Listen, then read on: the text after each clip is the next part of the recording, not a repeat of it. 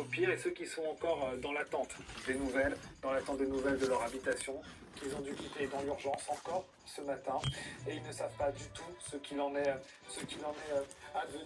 C'est toute la question aussi, docteur Mathieu Langlois, de prendre en compte cette émotion, ce traumatisme, ce choc des habitants qui ont été directement touchés par l'esclave.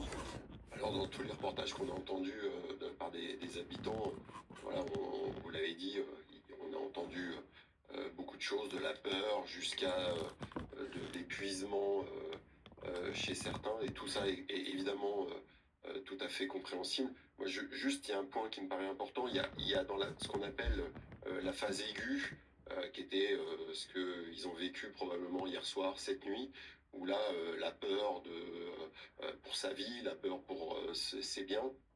Et cette peur, elle est presque utile, elle est nécessaire. C'est ce qui nous permet de réagir, de stresser, hein. Le stress, c'est une réponse de l'organisme à ces peurs. C'est nous, avec lucidité, évidemment, ce qui nous permet d'analyser une situation, un risque, et d'avoir le comportement adapté. Et ça, évidemment, c'est là-dessus qu'on travaille, et les professionnels, on connaît ça.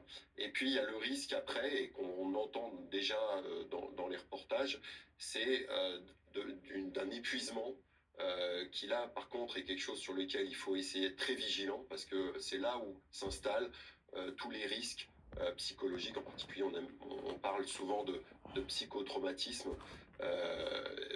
Il faut bien dissocier la réaction de peur à la phase aiguë de la phase ensuite, une forme de chronicité de cette angoisse, cette anxiété, et qui là conduit à des pathologies comme le psychotrauma.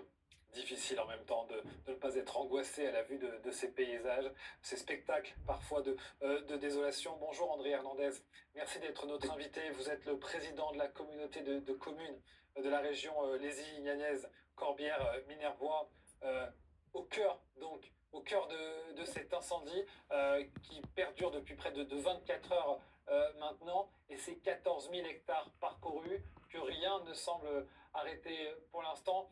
Quelle est la situation de votre côté? Alors, ce matin, j'ai fait le tour des communes sinistrées et on s'aperçoit que beaucoup de foyers de nouveau reprennent et de nouveau la tension est véritablement à son comble. Des foyers où le feu était déjà passé, où vous estimiez que c'était fait, que c'était de l'histoire ancienne, ça reprend? Alors, c'est des feux un peu partout, il y en a de multiples, c'est ça qui rend la situation très difficile. On s'aperçoit que dans beaucoup de forêts qui entourent nos villages, il y a des reprises de feux ou des nouveaux feux, et donc c'est très préoccupant. Avec un sentiment d'impuissance malgré le dispositif colossal déployé, 1800 pompiers qui ne peuvent pas toujours faire beaucoup, en tout cas suffisamment, lorsque les départs de feu se multiplient. C'est ça, la problématique pour les pompiers, c'est qu'il y a des tas et des tas de foyers, donc ils vont d'un côté, ils vont de l'autre. Évidemment, je comprends qu'aussi il doit y avoir de la fatigue après cette nuit passée auprès des incendies. Donc évidemment, la situation